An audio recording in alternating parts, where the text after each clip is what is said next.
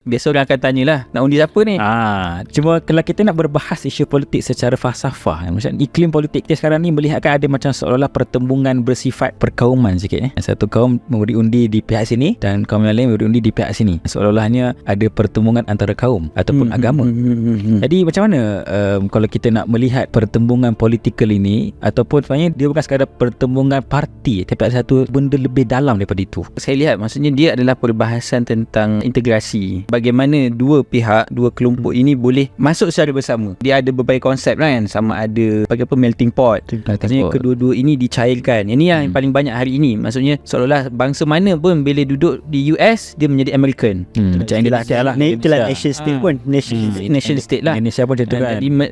Di Malaysia pun seolah nak cuba macam tu. Maksudnya semua daripada pelbagai bangsa dicairkan. Jadi pada gambaran teorinya seolah macam cantik, tapi pada realitinya ataupun fitrahnya mustahil benda tu boleh berlaku. Dan inilah hakikatnya, inilah yang berlaku kat Malaysia. Dan inilah yang berlaku, kenapa berlaku sampai hari ini. Kita dah kata dah 60-70 tahun merdeka, tapi sebenarnya masalah integrasi antara kaum tak pernah selesai. Baru-baru ni pun kita ada tentang isu sekolah vernacular. Maksudnya yang berlaku dalam politik yang kita kata wave ke undi berdasarkan parti untuk bangsa tertentu ni hanyalah panggil apa? Fenomena yang lahir daripada masalah memahami apakah erti perpaduan ataupun bagaimana kesatuan antara bangsa itu berlaku. Jadi bila dia bersikap melting pot, tentulah bangsa ini tak akan sanggup sebab dia ada interest dia. Setiap bangsa ni ada interest dia. Jadi akhirnya apa yang berlaku tu adalah pada hari inilah kan. Maksudnya apa yang berlaku kita nampak hari inilah semua yang berlaku. Jadi adakah sebenarnya kita ingat benda ni dah selesai dengan adanya kita panggil sebagai mungkin rukun negara, dengan adanya akta-akta ordinal pendidikan yang kita cuba akhirnya membentuk satu warga negara Malaysia yang berdaulat kan. Regardless of asal usul dari mana, walaupun kita ni kita tak nafikan penjajah telah berikan kita satu kesan-kesan penjajahan yang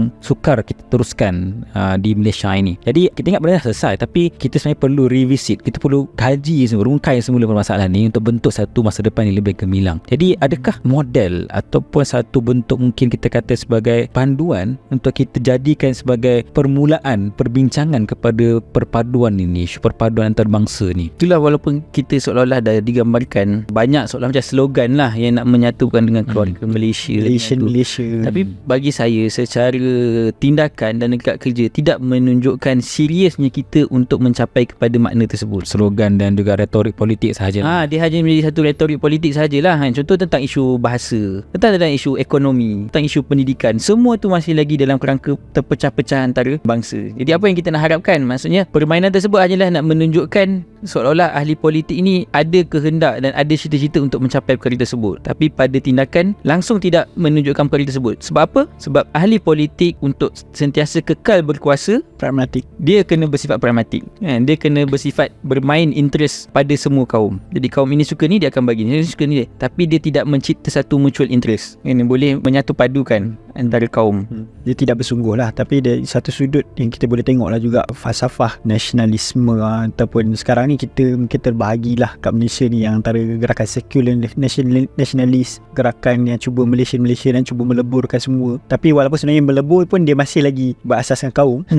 Dan sebenarnya macam kata apa, menipu lah, kontradik dia. Dan juga kalau kita boleh tarik lagi dalam sejarah Islam ni, dia banyak solusi-solusi yang sebenarnya mungkin dia orang tak nak iktiraf dia bahawa dalam Islam kita telah berjaya membuat untuk masalah perkauman, masalah toleransi, walaupun kita kata adalah sedikit-sedikit macam Piagam Madinah sebagai contoh kan. Lebih kurang Piagam Madinah. Dan kita tengok sepanjang zaman pun selama 1000 lebih tahun, isu-isu keagamaan ataupun antara kaum yang mana secara falsafah ni mereka telah boleh hidup bersama, yang dia boleh mengiktiraf. Kalau kita tengok pun dalam sejarah Islam, lebih 60% ataupun sebenarnya kalau kita tengok majoriti daripada yang duduk dalam tanah Islam zaman dulu adalah orang Kristian ataupun orang bukan Islam, Kristian dan Yahudi dan sebagainya. Dan Yahudi pun yang hidup paling aman pun di bawah pemerintahan Islam. Betul, dia sampai golden age dia. Okey, jadi sebenarnya kesimpulan lebih kurang kita kata kita memerlukan negarawan, bukan politikus sebenarnya, yang mementingkan masa depan, yang mementingkan identiti, kuasa nasional dan sebagainya untuk memandu Malaysia ke arah bahas depan. balik perpaduan dengan erti mana yang kita nakkan. Kita nakkan. Kalau tak kita akan masih terus terus sama ada isu sekolah-sekolah dan sebagainya, kecil-kecil lah sebenarnya, tapi dia menggambarkan permasalahan kita.